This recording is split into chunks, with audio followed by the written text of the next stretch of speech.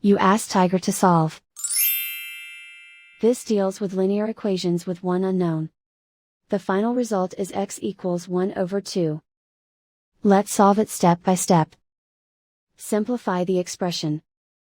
Find the greatest common factor of the numerator and denominator.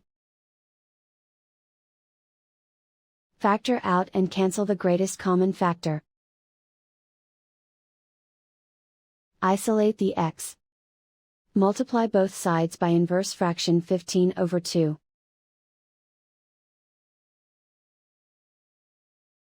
Group like terms. Multiply the coefficients. Simplify the fraction. Multiply the fractions. Simplify the arithmetic. And so the final result is x equals 1 over 2.